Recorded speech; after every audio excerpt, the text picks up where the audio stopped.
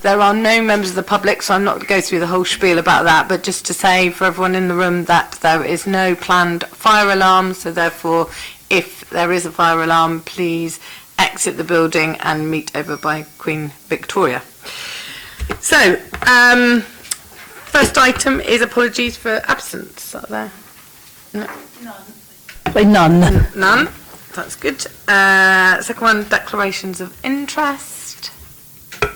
I'm on the Academy Advisory Board at Penhale Infant School. And my usual one for me, my partner works at Mayfield and I do some work with them. And the usual one for me, being on the governing board at Craneswater Junior School. So straight on to the... Oh, actually, let's introduce ourselves. Sorry. Let's go around the room, just in case anyone is watching out there. So start here. Councillor Tom Coles, representing Fratton Ward. I'm the opposition spokesperson for education. Councillor Terry Norton, Conservative spokesperson for education. Caroline Corcoran, Head of Sufficiency, Participation and Resources in the Education Service at the Council. Hi, Mike Stone, Deputy Director, Education and Early Help. Alison Edgerton, Group Accountant with the Council with a responsibility for schools' budgets. Maria Smith, Group Accountant for Children, Families and Education. Angela Mann, Finance Manager for Children's, Families and Education. Anna Martin, Local Democracy Officer. Thank you, everyone, and welcome. So the first item is the School Modernisation and Sufficiency Programme. So, Caroline, if you'd like to present the report, that's great. Of course. This is our normal quarterly report, looking at how we are proceeding with school condition projects and where we're looking to increase the number of school places in the city in mainstream and special schools. In terms of this current report, the points that I'd like to raise, if we look at the secondary sufficiency schemes to start with, we have 3 secondary sufficiency schemes underway at the moment at Admiral Lord Nelson School, Charter Academy and the Portsmouth Academy. These projects are now all on site and are progressing. There's been a few minor issues, but that's quite normal during a building project, so we're pleased with the progress of those places, which should be available for September 2020. The work has also begun at St Edmunds, where we're funding a minor increase in numbers there, so that's even more secondary school places. This is going really well at the moment, and we have some further feasibility studies underway to see that if we wanted to increase secondary places further, we'll work out exactly how we might do that.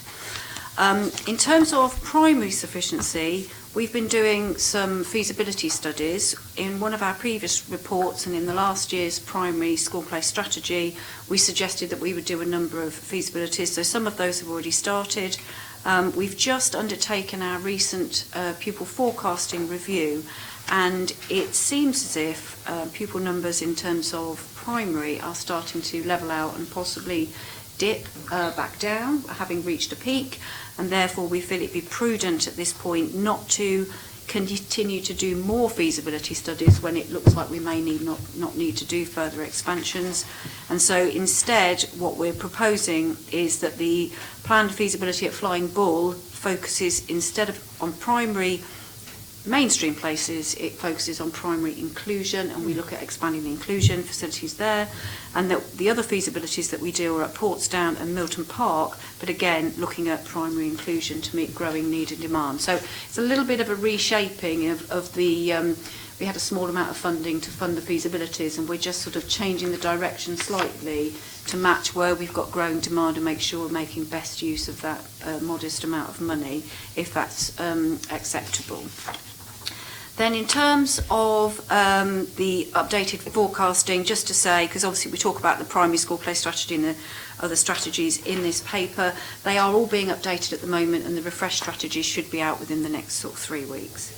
In terms of special schools, I wanted to note to you that we do have an increasing demand for SEND places, and that strategic accommodation review has highlighted the difficulties in expanding the special schools we currently have, but we have managed to do the works at the Lantern, which was the building in Fratton that previously used to house Harbour Fratton, for September, and it was a real credit to the contractor and also to our staff that have worked hard on that to make sure that that got done in time.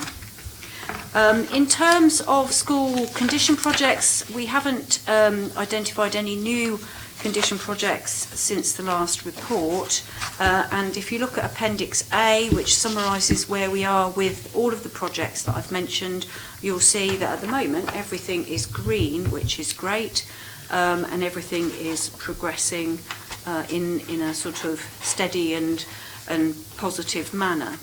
I did also just want to mention that with the exceptionally heavy rain that we've had over the last week, we will no doubt be having some urgent works in relation to roofs. Yeah. We have some leaky roofs in the city, and we've had schools contact us about the issues they've had over the last week, and I know of at least 2, possibly 3 pieces of condition work that we're going to need to do in maintained schools, where we're going to be having to look at roofs, and I will obviously update you on that, Susie, when I know more, and then it'll be in the next quarterly report for your formal approval. Thank you. I'm happy to take any questions. Are there any questions? Quite straightforward. Thank you. I think we did mention at the last meeting an official thank you for the contractors who worked on the lantern, but it's worth saying again. It was quite amazing what they pulled off there. Okay, so just to say that I note the progress of this this report, the details in this report, and approve the schemes since the last report. So thank you very much. Is that you done, Caroline? Okie dokie. So, next item is the Education Portfolio Budget Monitoring Report for the first quarter. The report's been noted and sets out the financial position for the education portfolio as at the end of June 2019. The table at paragraph 4.2 sets out the position on the revenue account and shows an overall projected overspend at the end of June of 337,000. The main reason for the overspend is the home to school transport of 372,000. Early help and prevention is now in the education portfolio, and at the end of June projecting an underspend of £87,000. The pressure on the home to school transport budget is being reviewed, and that's set out in paragraph 6.1 and might help the 2019-20 position. However, it's envisaged that the portfolio reserve will have to be used and potentially will only partially mitigate the overspend. And the service recognises that any overspends will need to be contained or carried forward, and officers are working to identify where savings can be made. A summary of the capital programme is set out in Appendix 1, but we've just had the details in agenda item 3. And the position at the end of June showed an underspend against the approved funding of 88 million. Don't know if there's any questions. Are there any questions or comments from anyone? Yeah. Yeah, I think it's just around the home school transport issue there, and a question in regards to what alternatives have been looked at. I know that a lot of these are done through taxis, which seems like it's a good deal, really. It's a guaranteed booking during rush hour, a set fare, and if that's an increasingly expensive way of doing it, then I'm wondering what alternatives have been looked at, really. Okay. Do you want to say something, Mike? I mean, in terms of the transport providers, which includes a number of taxi firms, we do recognise that we've got a fairly limited market at the moment. I mean, we basically have, I think, in total 8 providers that we use, of which 4 or 5 we use, regularly. So that includes taxi firms, but it also includes companies like Pete's Airlink and I think it's MCK that does a lot of the sort of minibus routes.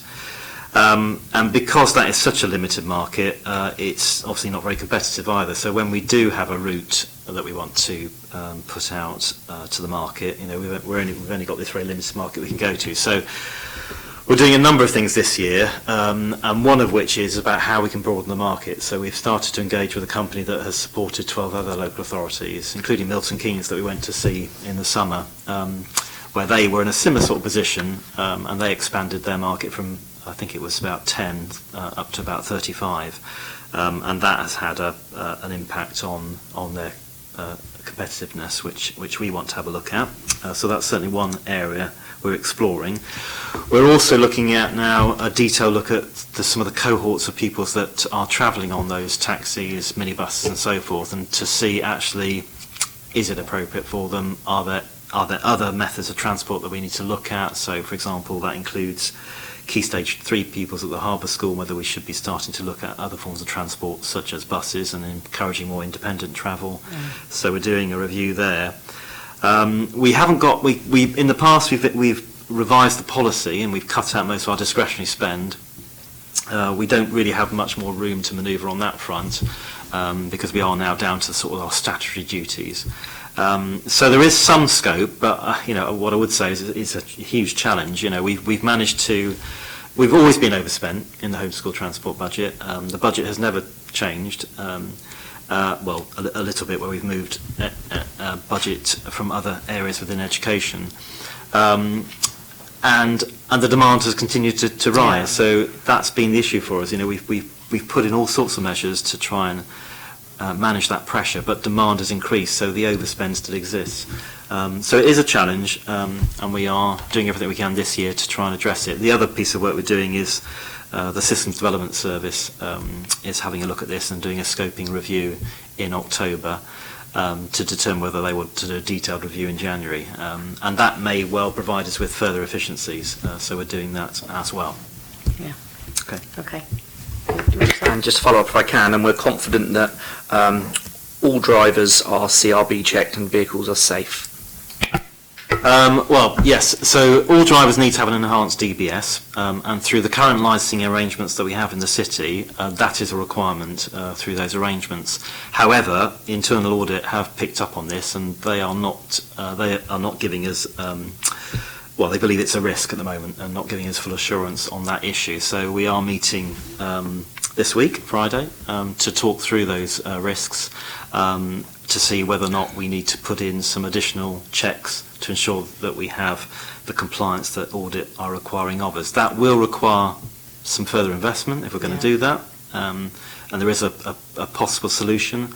We're also, the provider that I mentioned that is helping us to potentially broaden the market, they do offer also an end-to-end service, including the contract management, payments, as well as looking at how we can broaden that market. And Milton Keynes, for example, use them, and they also, as part of that arrangement, ensure that there is full compliance. There are every driver has to have an enhanced DBS, and that is on the system. So we may be looking at something like that going forward. But in the meantime, we're thinking about a short-term measure, which could be, for example, spot checks to ensure that we are compliant. But yeah, we accept we don't have full assurance at the moment, and we are looking to address that. Thank you, Mike. Sorry, just to come back one more time. So, and on that, so it's the registered drivers that are doing the sessions, not a stand-in. I know some share taxis.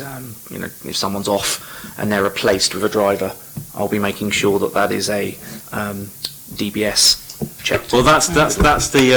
I mean, they have to comply with the licence arrangements, so that those drivers have to have enhanced DBS checks. Right. What I can't tell you is we're not checking every single driver. You know, so we rely on those arrangements, and that's the risk that has been identified by audit. Yep. Thank you. No, just to follow up on that, I know it came up in last Friday's meeting, and I do understand that the leader of the council got Alison Jeffrey to give an update that went out today to all councillors. So as soon as that information came back, all those actions were taken. Coming back to the actual issue in terms of the money, I think, I mean, I obviously agree with everything that Mike said, and I think there's some really interesting stuff out there. I was at a briefing last week, which was basically an IT company looking at how IT can actually help with safeguarding issues, but also independence, etc., etc. There's loads of ideas going into the mix, but essentially it comes down to, it's not just a transport issue, as we all know. It needs plus numbers. And that's what we've got to navigate our way through, is that all these children, have needs that needs to be taken into account when we're trying to be more efficient in how we get them to and from school. But I think there is a real kind of sense of that maybe an individual sitting in a taxi with a chaperone to and from school is something that we could definitely look at, whilst making sure that the safety of kids is paramount. And I know I've said to Mike, I went to one of the special schools once, and it literally was like a taxi rank at the end of the day. And it's like, really, is this most efficient when we're so overspent in this area? But we are definitely looking at every which way, and it's happening all over the country. It's the biggest kind of pattern of overspending, I think. So we will see if we can endeavour to lead the way in sorting it out. Anyway. And just to add, when you do some benchmarking work, we're not. We have I think we manage it pretty well with the budget we have, and if you compare to ourselves with the local authorities, we are certainly not an outlier. We are probably, I think, in terms of value for money, we're at the other end, aren't we? So we do well on that front. But yeah, we need to do more. We recognise that. Exactly. Thank you. That was a good conversation. So item. Where am I now? What was I meant to do? Note that forecast revenue and capital positions at the end of June 2019 with the variance and pressure explanations. So item 5 is dedicated schools grant, Q1 budget monitoring. Alison. Hello. This report sets out the forecast budget position for the dedicated schools grant for the first quarter of 2019-20 as at the end of June 2019. The budget was approved in January with subsequent revisions in July 2019. And whilst these budget revisions were approved after the closure of the first quarter's accounts, the budget adjustments have been included within the report to ensure that the forecast reflects the recent decisions. Overall, there's a small overspend of about £30,000, and that is currently being met through the use of the carry forward. The reason for the overspend relates mostly to high needs, in particular to the Element 3 top-up that is paid to pupils in mainstream schools and the out-of-city providers, and the reasons for those are detailed in the report. As the end of the quarter comes part-way through the summer term, there are a number of budgets that we're unable to forecast as an out-term position, as we do not have the end-of-term pupil information. This relates mostly to early years, Element 3 top-up for special schools, inclusion centres and alternative provision settings. Therefore, those budgets are currently being forecast to come in on budget, but they're expected to change over the course of the year, and the Q2 report will give you an update on that. Overall, the budget is where we would expect it to be at this time of the financial year, and the Cabinet member is asked to note the forecast at the year-end position and any accompanying explanations within the report, and I'm happy to take any questions. Any questions or comments from anyone? I think it's quite straightforward. I think I can safely note the report, and thank you very much for everyone's work on their respective reports. Thank you. And that brings us to the end of a very, very quick meeting. So thank you very much, everyone, for your time, and thank you for all the work on the reports, and I'll see you next time.